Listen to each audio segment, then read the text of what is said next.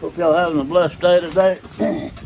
I got a piece of Percussion I picked up out of actually the Percussion River. Piece of maple, what we call it. And one of my favorite materials. It comes in so many grades. Maple's all kinds of color. I've seen maple like chocolate brown with red flakes in it.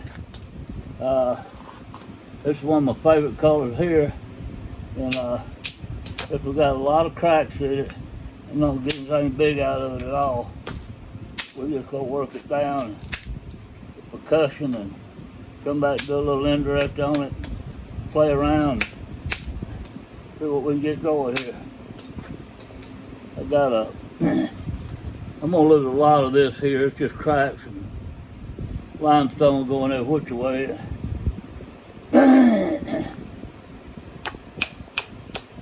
I'm gonna be honest with you. I don't know the best way to attack this piece. I see three ways I can go and I don't know which one's the best. I'm gonna try this one.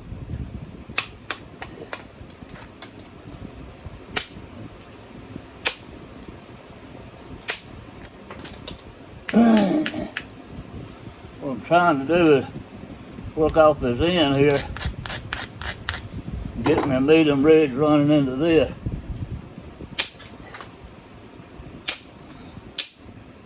That didn't work. My second option, let's try it. Same way we're coming off of the base. There we go. That helps out a lot. This stuff covers the grades, it's just waxy as is. Got a little sheen to it, a little shine, and don't need heat treating it or anything. Boy, I used to make some big old, I used to find this stuff in 10, 12-inch pieces probably 40 years ago, and when the picking was right, and, man, I'd make some big old gigantic knife blades out of this thing. I was selling jokers as fast as I could make them. That was a long time ago. Texas been on a drought. And all the stuff on top for years and years been picked over. They finally picked it all over pretty good. But now they've had floods and it's all getting washed back up again. If you live in the right area, y'all be able to start getting it again real easy. So the flood waters have washed new stuff up, turn that gravel around. Man, I was on the gravel in the river bottom. It must have been, they took a bulldozer to clean the river bottom out. Wasn't very many yards. They had a pile of gravel probably 14 foot up in there and probably 15, 20 yards across. Just out of that one area right there that filled in on the creek and they dozed it out. And kind of slowing the water flow down. They didn't want it to happen. They got a dozer and cleaned it out. I never would have believed it was that much stuff in there. But it was. Now, I'm gonna move something here. I just bought some fitting out I found. I didn't know I had them some bars. And I'm gonna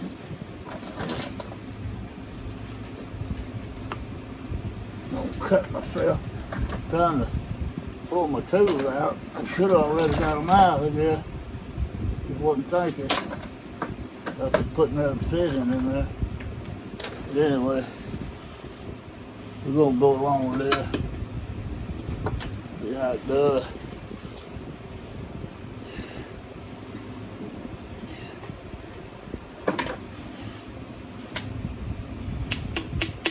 We'll make me a little isolated light platform right here.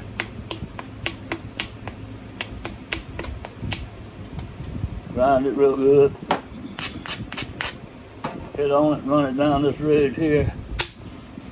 There we go. Come over to the side. Get some more. A lot of times that'll hit right down the middle. I hit on both sides and in the middle to kind of get it run further down the middle. But then I was aiming for the middle and I missed it. I hit the side. It worked out okay. Didn't cause no problem at all. Took an extra swing to get the rest of it out. Oh, the old song, Old Grandmother Ain't What She Used to Be. Y'all remember that song? Old Grandmother's Not What She Used to Be. Well, that's the way I'm getting. And I got a buddy, and I'm not going to call his name because he'll get a tick out of this. But he'll say, dang, I missed. I wasn't aiming there. Yeah, I missed too. I just don't say nothing so y'all don't know it. He's being honest. Yep, that's pretty good. I'm going to switch this little bopper. Try to spin it real quick and fast. And then we'll come back and do some indirect on it in a few minutes. We'll get a couple of them to work over here and do it all at one time instead of mixing it up.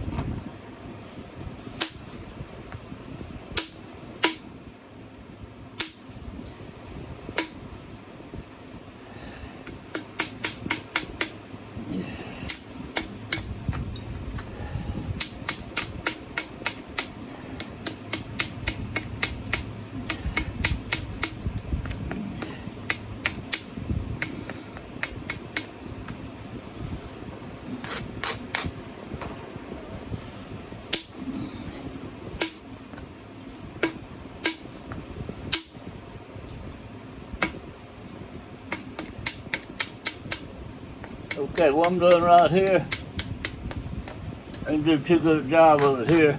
Did real good here. Get this hump out here. There we go. There we go. We got a little overhang here. I'm gonna trim it back. I'm coming this way. That's pretty good. That's ready for some indirect. I'm gonna put it up there. We'll see about coming back to it. This is what I do with this piece of the sitting. I don't work at sitting that much. I sold all my sitting and it was big blocks. When Dan Collins bought my business, and I never, sitting was so expensive. I always sawed it in slabs so it won't waste any material. I tell you, it's his business and I don't care, and I don't want people to tell me how to run my business. But I know a guy south east from here, boy, every now and then he'll have a chunk of something like 15 or 20 pounds of the prettiest material I've ever seen. And I've had the opportunity to own some of that material before. I know how hard it is to come by. And he'll work that great big chunk down on one blade. If he'd let somebody had a saw to saw it up, he'd probably got at least 6 blades out of it. But no, he's gonna show you take that 20-pound block and work it down. Well, that's good as it can. And everything's fine with all that, but my deal is, my gosh, he wasted some material. So when it comes to stuff I got plenty of and still easy to find, not real thick, like that piece of personality, or this, I'm gonna work it from the chunk. And what this was the end piece. I remember this piece, the whole block I busted up. I got a bunch of big chunks out of it. I got rid of my saw now, and I don't fool with blocks, but I discovered this in the briar patch by my shop. I chucked it over there and never picked it up, and the briars grew up around it. But this was the end cut off of a piece that was about 5 inches too long for my saw, and it was real twisted up. So I just cut it off and spalled it, and I threw it over there and I forgot about it. And been poisoning briars and weeds and stuff, tried to clean it up around that back there where my old building was. And lo and behold, I stumbled on this end piece here, and I spalled it out a while ago. These are some of the pieces I got off of. So we're gonna work it down here. See what we can do with it. Like I say, that's my thought on that. I don't care what he does with it. If he wants to grind it up, sawdust is his rock, it's his business, not mine. Not my monkey, not my circus. But that's just my thought. If something's hard to come by, I'm gonna hoard it and get all I can get out of it. And he might have it by the tons, I don't know. So I'll probably talk it out of place anyway. Who knows?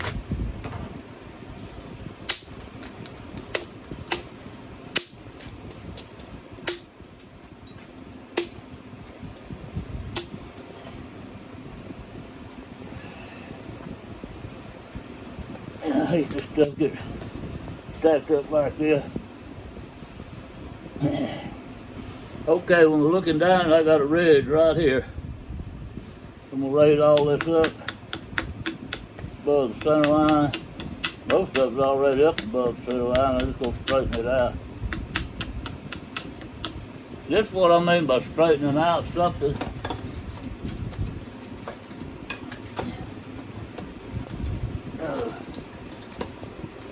Well, I'm gonna show you something. Just have patience with me. I'm gonna show you two things. Trying to get a pen where I can draw.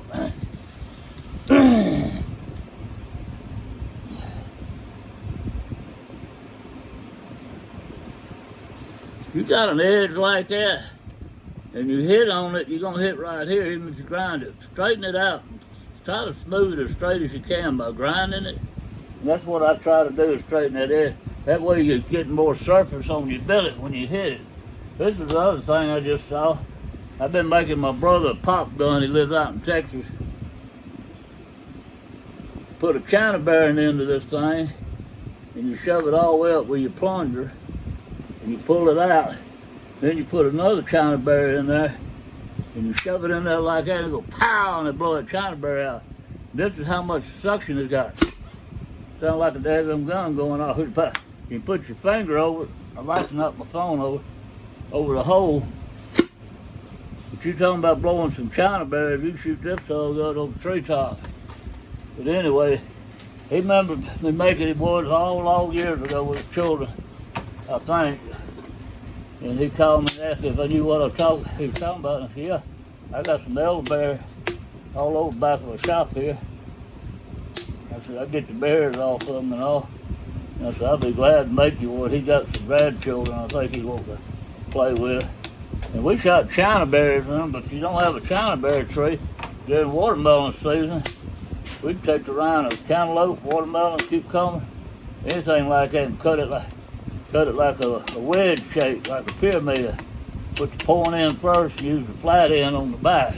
That seals it up some. That's why that plunger's braided on the end in case you have air leak. It's got a seal too. So you might not shoot it as far as hard, but it does seal it good. All right. I'm gonna drop down to this little dude here. This little dude amazes me. I got some high stuff right in here, and I'm gonna bring this platform up. You see how straight I'm trying to get that? I'm going down, getting all them little nipples sticking out.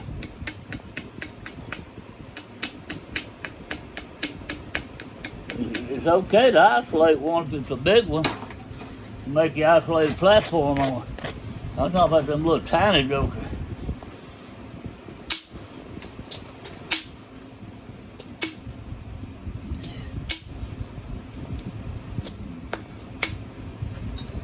Well, that did real good, didn't it? Look how thin that come out of there. That did so good. I think I'm gonna go ahead and do this part. I got a low area right in here. This part's high and this part's high.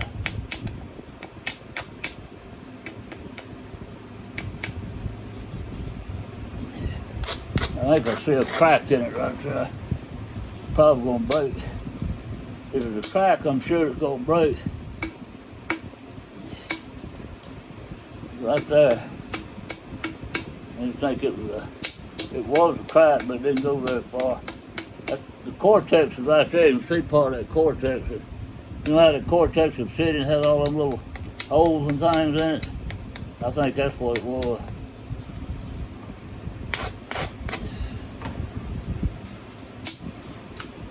Got it out.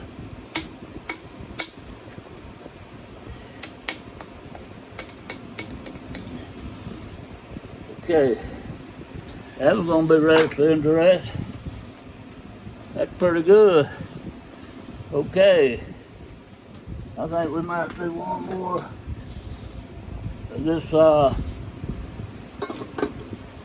Personalis here. That'll give us enough to give us some good indirect practice on.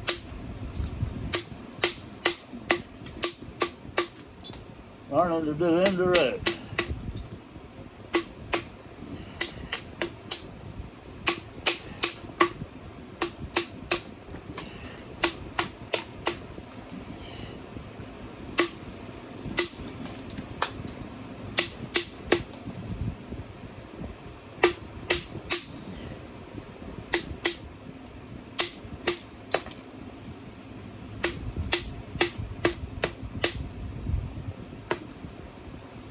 Buddy Kobe figured out how to use that gizmo. Put your camera on. We're supposed to have an iPad or something, and you look at your iPad and zoom in. But we don't have no iPad, and he figured out how to do it without it. But you gotta put your head under there and twist your head up, look under there, and no way I can bend my leg. I can't even bend my leg to look down the road and see if a car is coming to the stop sign. I got somebody riding with me, ask them to look for me. If they're not, I just have to turn sideways in the car seat to look down there. I have to be real careful because of that. And so I was all excited. I said, Kobe, how'd you figure it out? And he said, well, I just stuck my head way up under there and kept fooling with it, and I got it lined out. And I said, yeah, but the problem is I'm not an octopus, and you are. He's a young whippersnapper. He'll do that kind of stuff. He turned his head around almost like a hoot owl.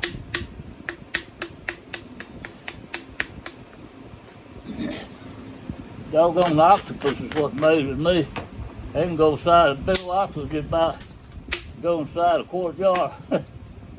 He can fool around and shrink, turn his head and everything else around, and shake it. First thing you know, he's in a small container. Hiding out.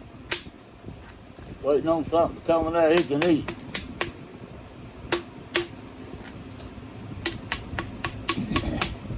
What I do is get Kobe lay down on the floor, hook it up for yeah, he's gonna like that idea.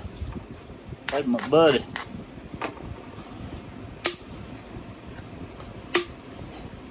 If you want to buy a homemade bow and arrow from at a good price, that's who I recommend. I used to make bows and sell them, I know 30 years ago. I'm trying to figure out what year it was. But you couldn't get $150 for them, even send you back go hard back here. And I could make enough knives and sell them. And I had people wanting to buy them. I had stores that were selling them. And I was getting orders in every week. I didn't have time to make a bow. But I could make enough knives and sell them. I didn't need to be making bows. I was making 10 times the money making them knives. Man, I was getting $30 and $40, $30 rather for a knife. I never did get 40 for the wholesale and all. But the thing of it is, I can make 10 of them jokers easy in a day by myself. If my son was running the bandsaw, cutting the deer antlers out, and doing all that, I could probably make 30 blades. But those blades were saw. They were slabs. I had a saw back there, and I sawed the material so I could get the most nice out of a piece of it. And I had to make them as fast as I could to make profit off of them. So anyway, I quit making bows and just stuck with making knives, which makes sense. Now you can get some money for a bow. Price is up there. I can't make that many knives. I'm getting slow. Don't have the material either.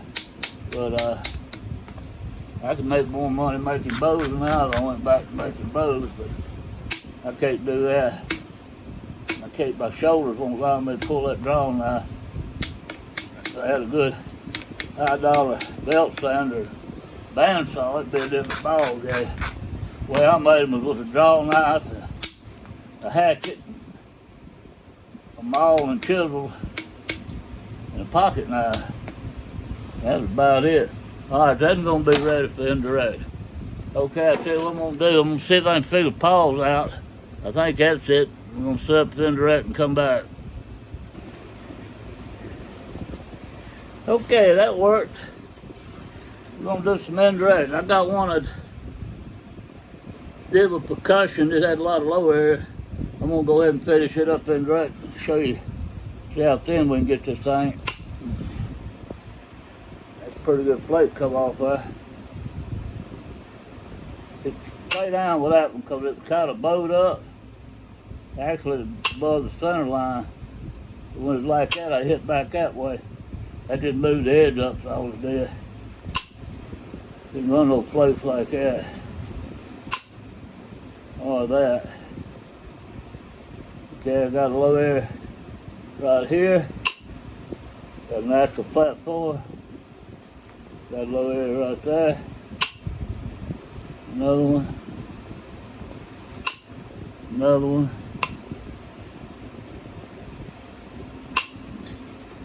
Try to tilt this phone down just a little bit. Whoa, I might have went too far. Doggone it. I got, that thing is broke. I got it. That's my old one. That's why Mr. Collins gave me one he felt sorry for. But got where a screw goes in, it broke out. When you, that's your adjustment for you up and down on the camera there. If you don't get it just right, that's gonna fall completely on you. Okay, now we're gonna look at my pad, and I'm gonna set this up for the pressure flake in my platform, and I can make a continuous platform through here. And the other thing I'm trying to do is get this edge straight. When I drill on that piece of sandpaper back of it, about that little edge going up and down like a stop chart or something, when you're doing indirect, wherever you setting that indirect stick up, if it's a little small indirect piece of copper or whatever size, that area you want it to be straight and smooth. Get the best results out of it when you grind it.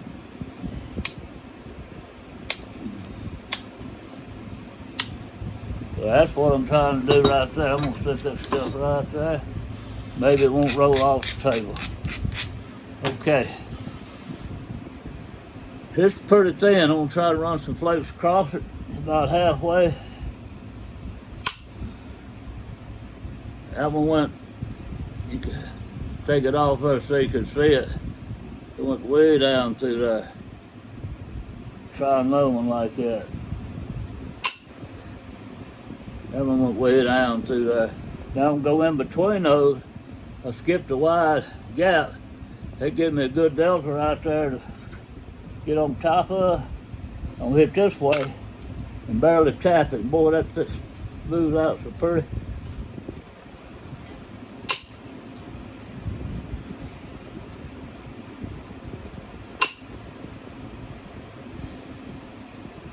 And this side don't need nothing. It's okay. It's got a green light. It's ready to go.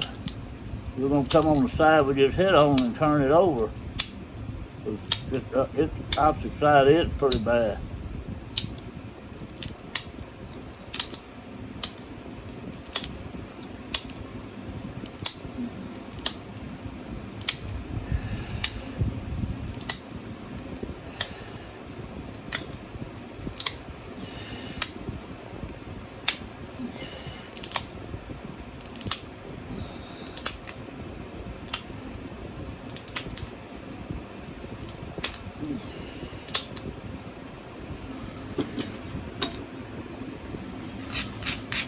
Okay, I'm gonna grind this thing.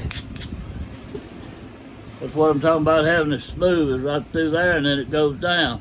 I'm not gonna hit there, and there's an isolator that's got a point, but it's isolated and thick. I'm gonna come down here on the tip. This edge is real straight. I'm Run some flakes off of it. Now I'm gonna really hit this one. You get a good bite on this. It came out all the way across there like that.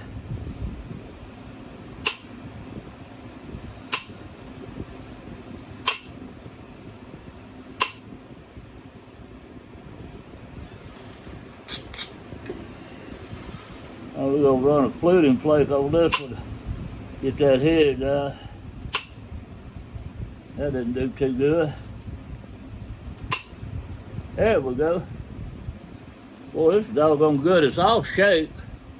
I mean, that gives you something to do. I'm gonna put my preform. In fact, I put my preform on Facebook and some of the group. I had like 200 and something inches. I don't remember. Boy, it was way up there. And every day I'm gonna add to it, and I don't charge you nothing. When I'm playing around and make 2 or 3 preforms, I throw them in the bucket. So whoever buys it, they liable to get extra 30, 40 inches by the time they say they want it, because ain't nobody spoke for it yet, and it's a real good buy. But by, I don't know, a couple of days that they sold, I know I'm putting 5 or 6 inches a day in there, adding to it. So that's one of them deals where you might not want to buy it right now and hold off, but then you might wait too late. Man, I should have pulled the trigger on it. Like I used to tell my son would be deer hunting, I'd be in the blind with him, teach him how to shoot a scope. And I said, what you waiting on? He said, well, I just can't get it steady enough. And I said, well, that deer ain't gonna sit there and wait all day on you. I said, you better hurry up and get it right. I said, this ain't something to wait. Ooh, look how good and flat that is. That's flat as a biscuit.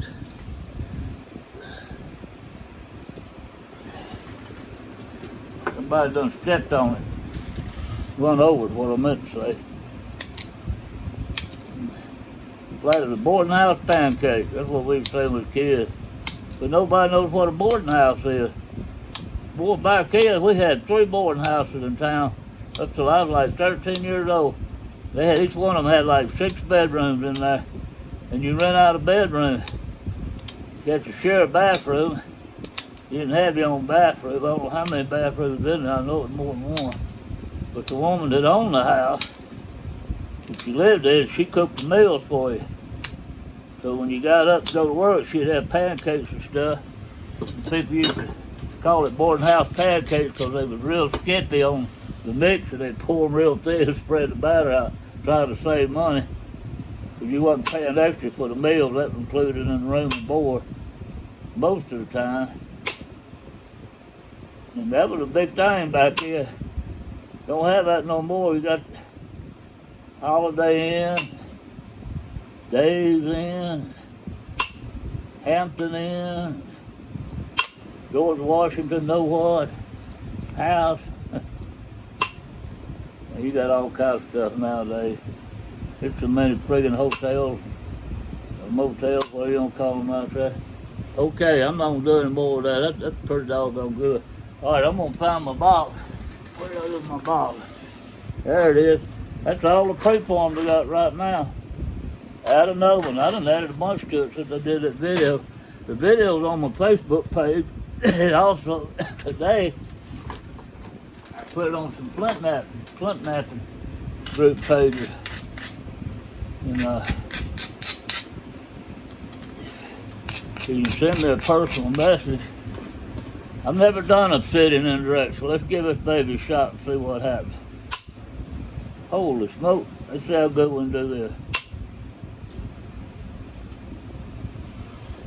Yeah, I think this is wide enough. I can take my billet and go down the side. I don't mind losing little whips here. In fact, I might want to make that baby there anyway, make a knife out of this. Yeah.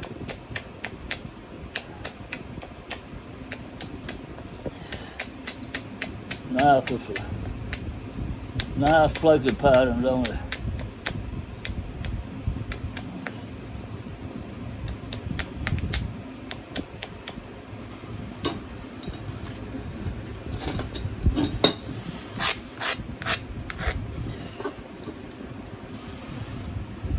Well, I got all kind of up and downs on this. Just like this, but it's real flat and straight right there. I'm gonna try that and see what happens. Nice piece come off. I'm skip way down to here. Another nice piece. And I skipped long ways on this.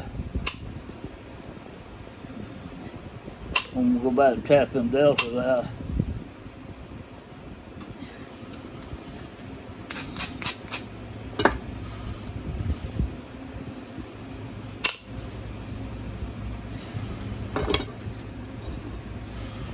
I'm impressed. I probably broke it. I'm not bragging, but I'm not good at indirect, and I'm trying to learn. That's why I call this learning indirect. I'm not near as good as most people at all. But I break very little stuff indirect. I don't think I've ever broke more than 2 points even learning. Watch me break this song.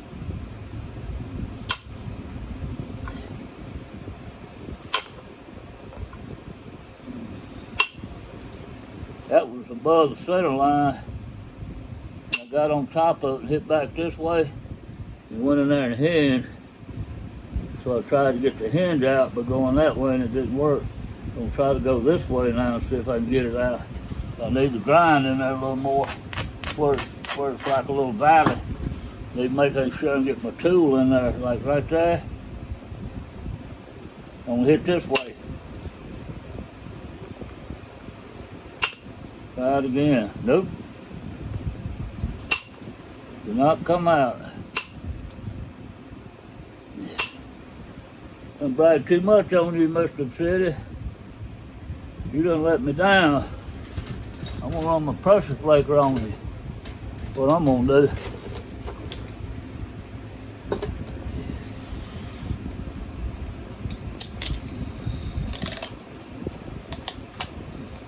If I'm working a city and I like to use a flat piece of copper like this and laying it on an angle and just saw down it, that'll make your platform all the way down there. It's real fast. Doing every little individual with a, I don't do them with my pressure flaker either. I pop one off and I lean it down. I'm sure you know what I'm talking about. I pop one off right there and I go down and let that part tear some behind it off. That's still faster, a lot faster. Boy, that rolls the edge over so pretty. Okay, let's get right here and see how thin we can go. Went over half, 3/4 of the way across. Same there.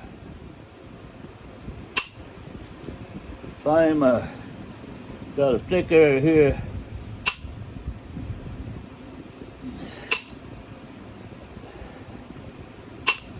Where I thought a crack was in it at, and I moved past it. I still see the little parts of that hole. And I went back on the delta where it was at and took the little delta off. I'm afraid I might break it if I hit it right there. But that looks real good. I don't see nothing wrong with that. So again, I'm gonna take this tool here. And I got all these hinges on this side.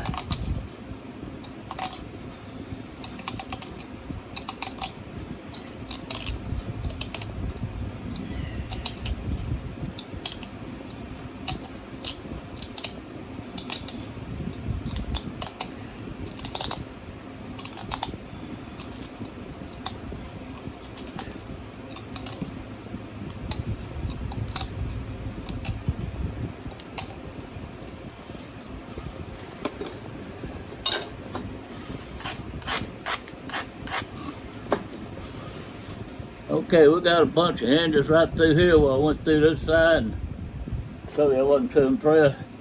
I'm gonna try to come back. I got a hinge here. This is real important. I gotta follow this ridge and jump this, and that'll take some of that hinge out, I'm hoping.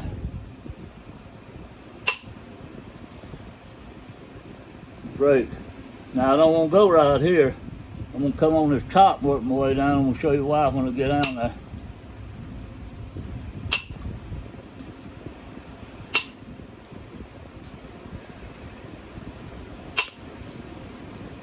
Okay, I'm gonna start sloping them this way. And I got ridges to follow. on this side.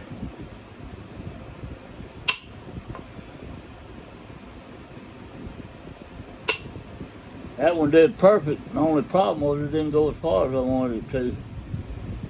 And it stopped right there and I needed to go behind it. I mean, it faded out and just fizzled out.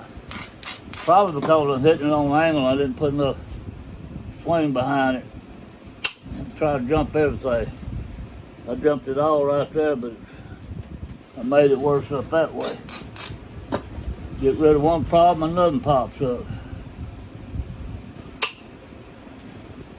I've been making a bow and arrow we were talking about. Got a little weak spot and you're tilling it, and before you used to pride, you think you get it out, and you go in there and sure enough you got it out, and you look over and it created a weak spot on the other side, got a limb or somewhere else. You got to go down there and get that problem out. Then another problem. That's an aggravating job, tilling the bow. The way they do it now, it don't look like it's that difficult. It's difficult, but not like it was in the old days. They knew how to take a ruler and measure off the base and go down the limb and get it tillered right off the bat to start with, before they even worry about working the poundage down or anything like that. And all right, I'm gonna try to jump this hinge right here. I'm probably gonna break it because I'm getting a big bite and I'm hitting straight down.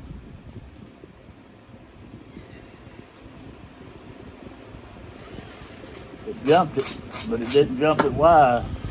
It went right there and jumped. Now I got this little ridge here falling. I was hoping it'd spread out. There we go. See how that spread out? That's what I was hoping it would do when I jumped that ridge.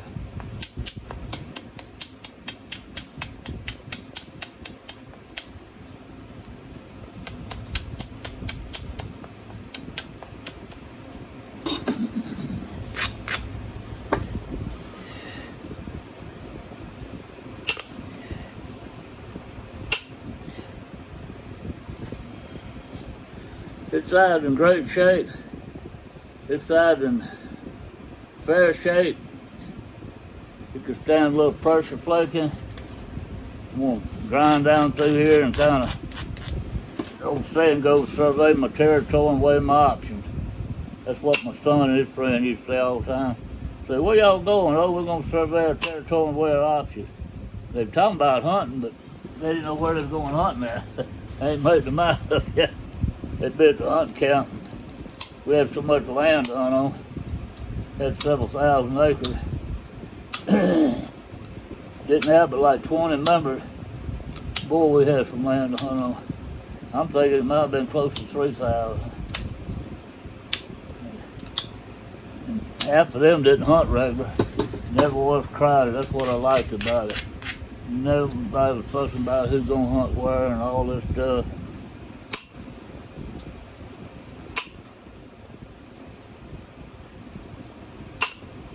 Those were the good old days. Don't have them no more.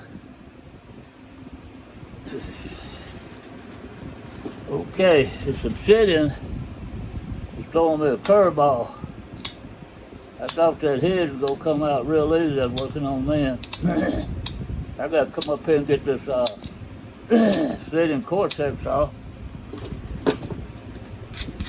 Still got that brown stuff still the little scratches like it there. Rough like sandpaper. You know what I'm talking about? You ever felt a raw block of obsidian? All right, I got it removed. Now right here, dude, I can't even find it. Oh, there it is. That's the end.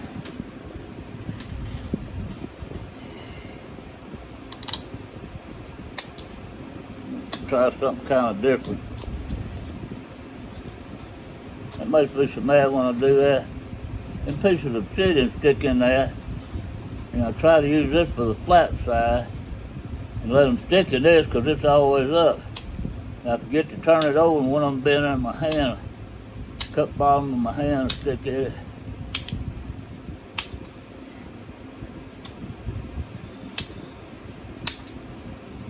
It's like picking up something red hot.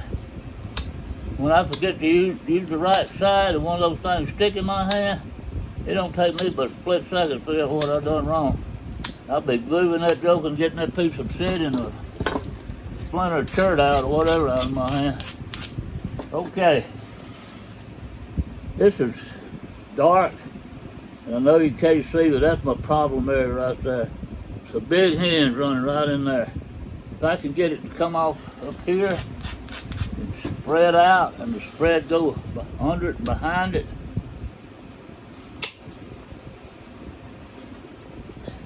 like that right there, I'm one lucky dude.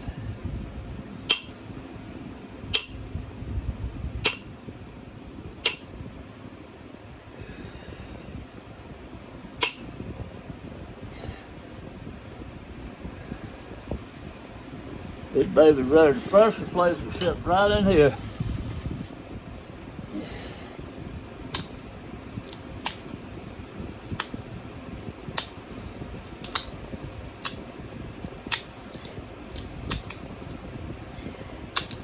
I was concerned about that hinge I got out. I forgot about this part over here.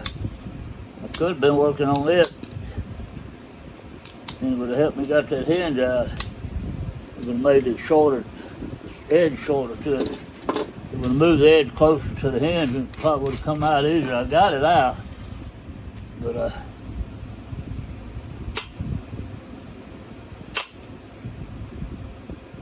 I'm gonna hit this joker hard.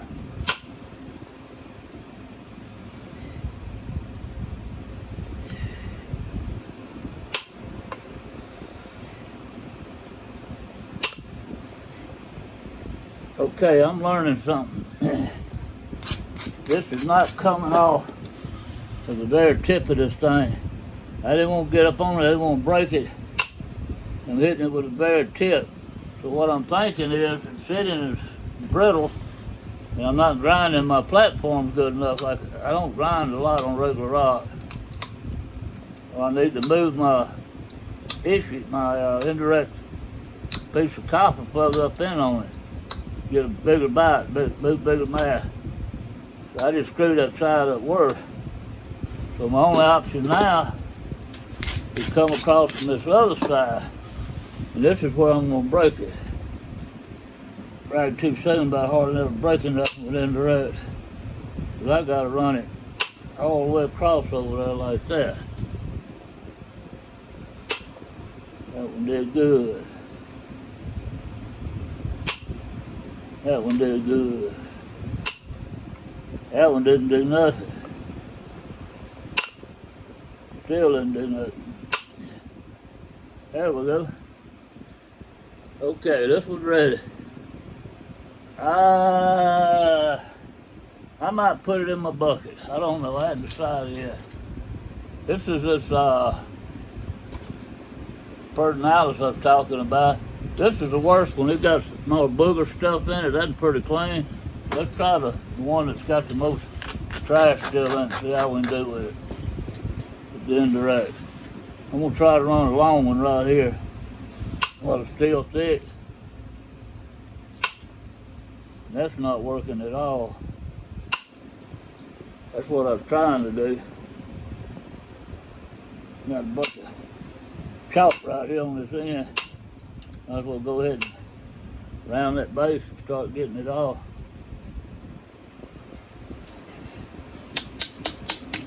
Make it a little shorter on the base here. Get this chalk off. Hope it won't give me no problem. I'm gonna grind it real good. Get way up on it. And try to run past that one there.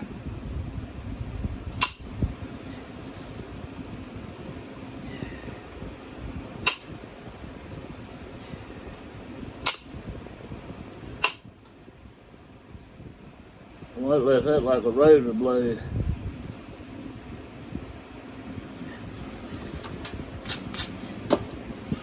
Get right in here.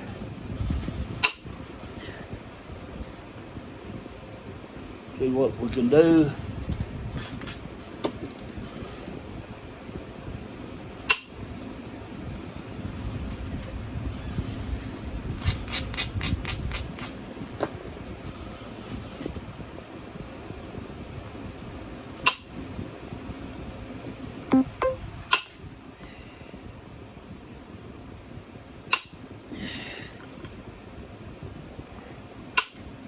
That's not doing anything.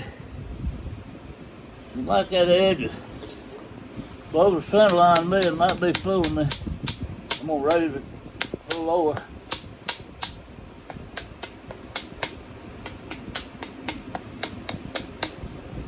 I know it is now. No doubt about it. Let's see what we can do now.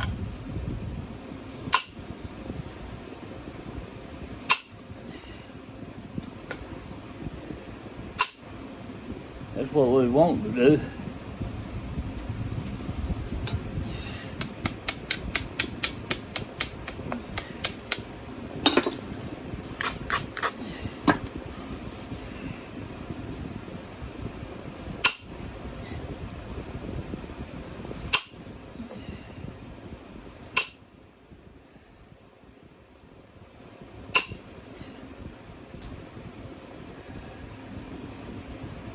Well, that's looking good.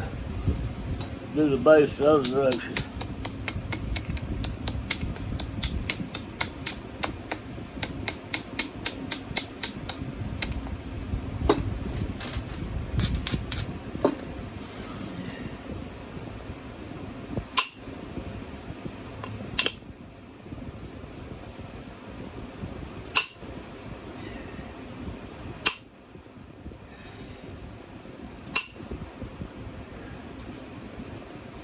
Thin that real good. That's a little naughty hinge right there. But I'm gonna run a plate right across there and I'll take that out real easy. There we go. Now this thing's kind of starting to get twisted if you look. So we need to try to straighten it out. It's a lot thinner it looks because it's twisted. We're gonna work on just these thick areas.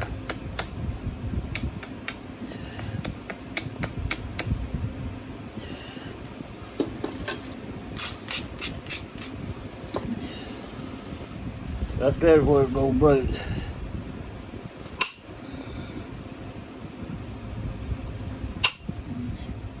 Nope.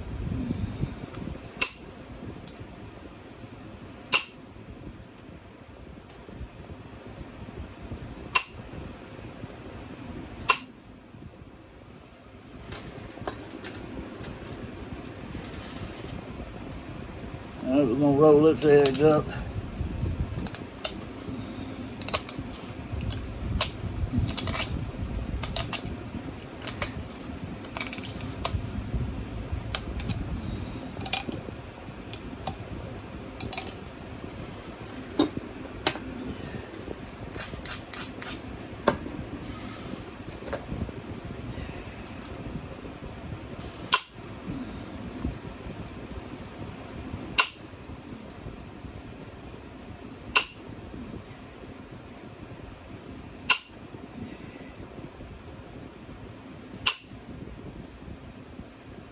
I don't know if you can tell how big a piece I was moving, but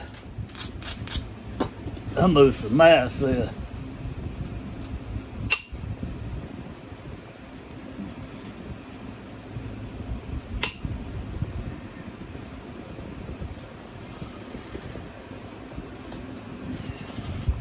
Let's see, this side's twisted right in here.